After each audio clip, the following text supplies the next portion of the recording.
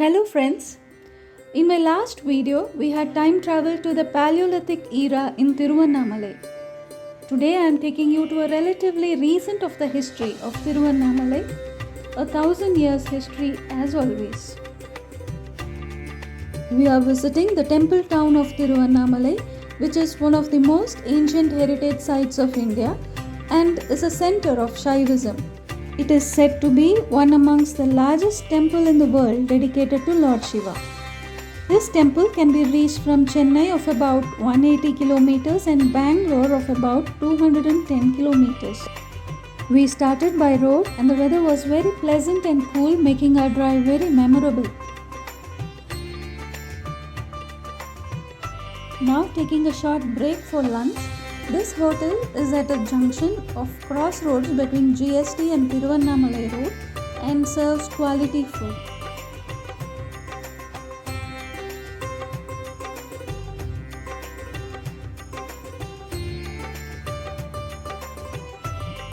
Oh great, it has stopped raining. You can see how contrasting the roads are now from what it was few minutes back. In this video, I will take you to Annamalayar Temple, which is one of the Pancha Bhoota Stalas, which means the temples are manifestation of 5 natural elements: Pruthvi, land or nilam; Jhala, water or neer; Vaayu, air or katra; Aakasha, space or agayam; and Agni, fire or nerippu.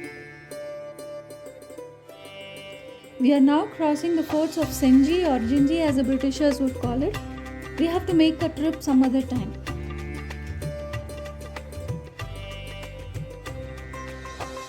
In Tamil, the word Arunam means red or fire and Ashalam means hill.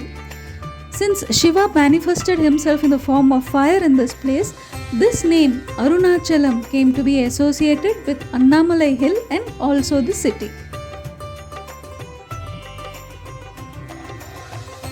Now we have entered the town of Thiruvannamalai and we see the 2 beautiful ratha or Ther in front of the temple.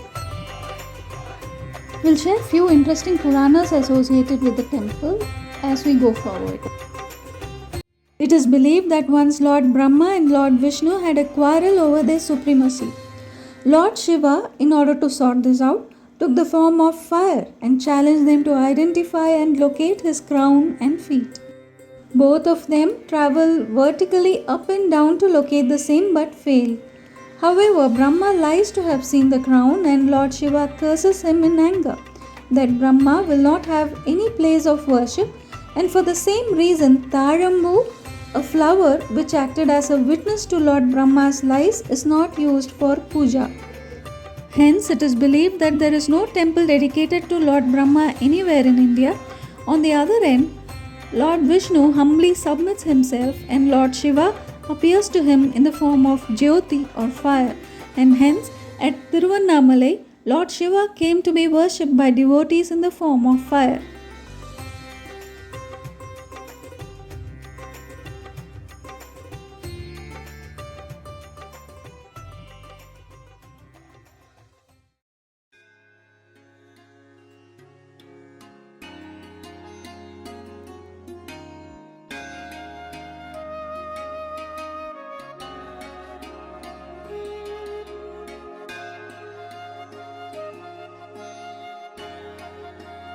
The 15th century Raja Gopuram in the eastern side is believed to be world's second largest Gopuram.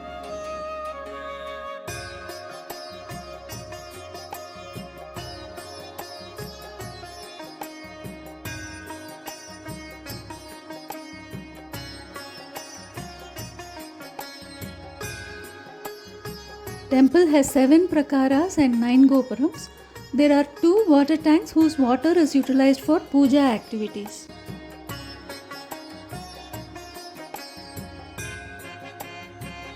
The recorded history of the city dates back to the 9th century as seen from a Chola inscription in the temple. Further inscriptions made before 9th century indicate the rule of Pallava kings, and the later inscriptions of Hoysalas and the Vijayanagara Empire who contributed in building this temple. Present masonry structure was built during the Chola dynasty in the 9th century while later expansions are attributed to Vijayanagara rulers of Sangama dynasty, Saluva dynasty and Tuluva dynasty.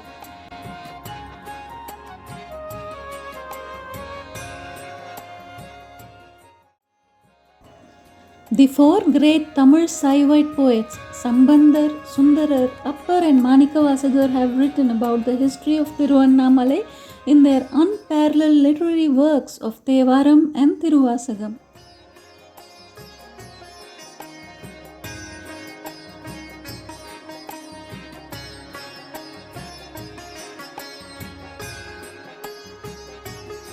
Here is a view of the 1,000-pillared hall built during the late Vijayanagara period. Krishnadevaraya is said to have constructed the hall. The pillars in the hall are carved with images of Yari, a mythical beast with body of a lion and head of an elephant.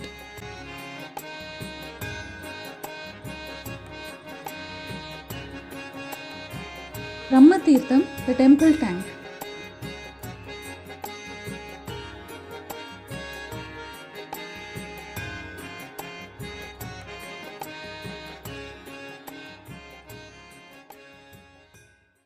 According to another legend, goddess Parvati, wife of Lord Shiva, once playfully closed his eyes atop Mount Kailash.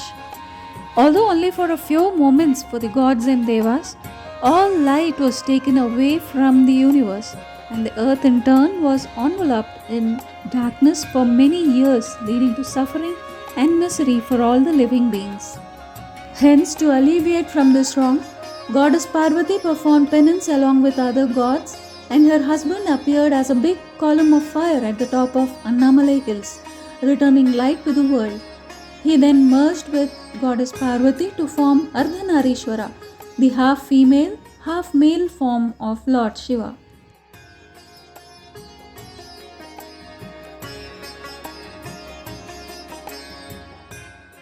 The sacred Mount Annamalai, which lies right behind Annamalayar Temple, is considered as a lingam or the iconic representation of Shiva himself.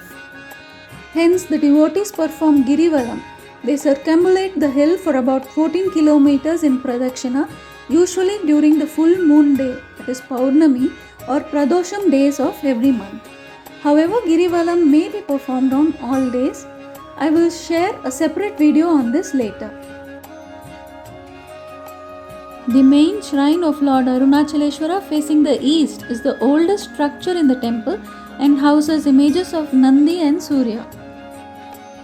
Every year during the month of Karthigai, a flame is lit on the hilltop and is witnessed by millions of devotees who gather here from across the world.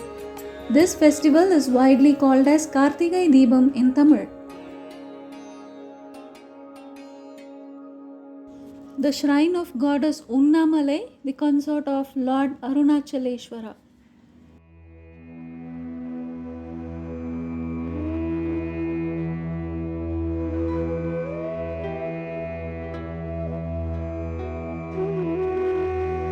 The ornate pillars of the Vinayaka shrine.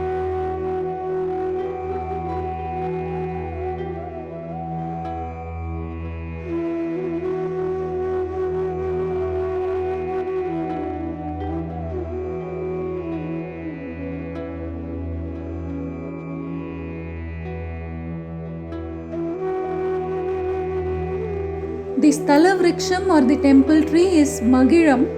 It is considered sacred and medicinal, and childless couples tie small cradles to its branches in obeisance to be blessed with child.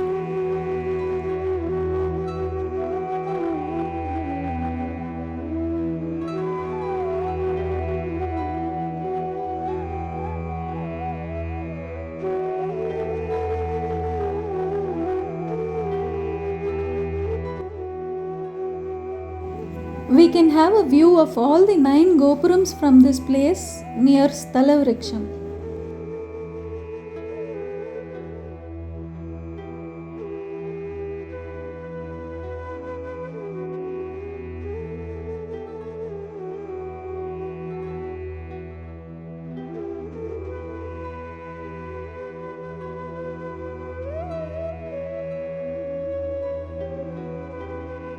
While the recorded history of the city dates back to the 9th century as seen from the Chola inscriptions in the temple, further inscriptions made before the 9th century indicate the rule of Pallava kings whose capital was Kanchipuram, as also that of the Hoysala kings who had Tiruvannamalai as their capital in the beginning of 1328 Common Era, when their empire in the present-day Karnataka was annexed by the Delhi Sultanate.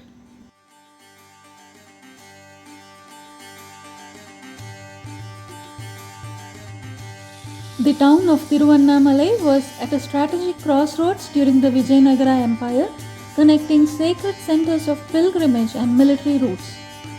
There are inscriptions that show the area as an urban center before the pre-colonial period, with the city developing around the temple.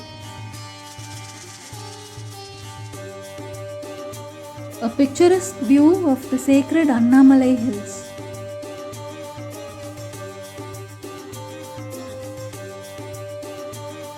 Time to sign off now. See you soon with the next video of another exotic heritage site.